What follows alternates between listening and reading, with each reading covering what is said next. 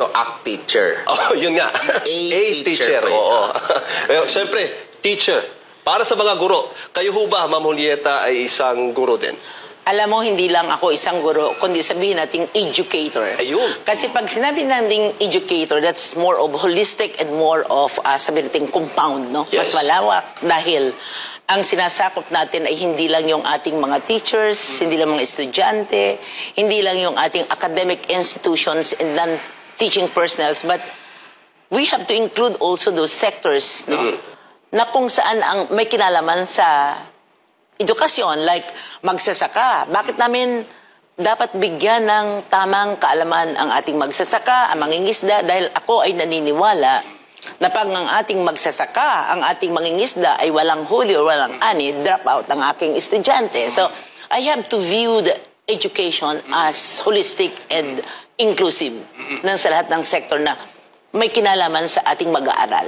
Pero merong hubang background kayo noon na baga as far as teachers right yung pinaglalaban po ninyo, pinag-uusapan? Kaya tayo nandyan, yun yung ating advocacy, di ba? Na kung saan we are the voice of education sector. Kung saan ang ating mga teachers, estudyante, non-teaching personnels, and ating academic institutions has to be included, ano, especially yung kanilang growth and welfare has to be addressed, no? And yung ating yung kanilang welfare at the same time yung development ng ating education sa country's development. Yan yung aming talagang focus. But ngayon ginawa namin na siyang medyo sabihin nating malawak, no? Na sinama natin yung mga sector na may kinalaman. Kaya nga may mga test na tayo ngayon. Yes. These are not practically mga teachers yung nagtuturo ng mga technical vocational courses.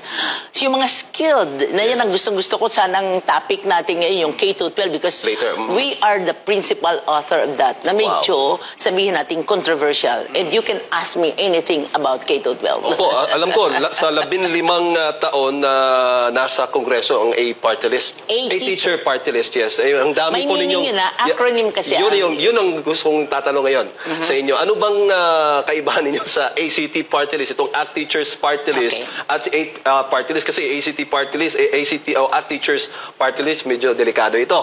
Ano bang kaibahan ninyo sa A-teachers? Let's say, with due respect, no? And let's not offend anyone because these are my colleagues during the past Congress and they're still sitting down now. Ang pagkakaiba siguro yung aming mga advocacy, no? They are on the left side and we are more on. Yung meaning na lang muna natin, ano?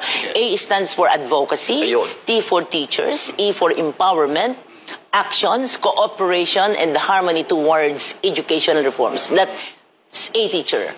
Kailangan ma-emphasize natin yun dahil sa balota, pag dumating ang araw, nakalagay doon, naliligaw yung mga botante dahil, ano yan, advocacy, wala naman yung sa mga tarpaulins natin, nakalagay lang A teacher. That's why I want to be, talagang to define it, ano yung A teacher, no? Ilinaw lang, hindi ito act teacher. Oh, yun nga. A teacher.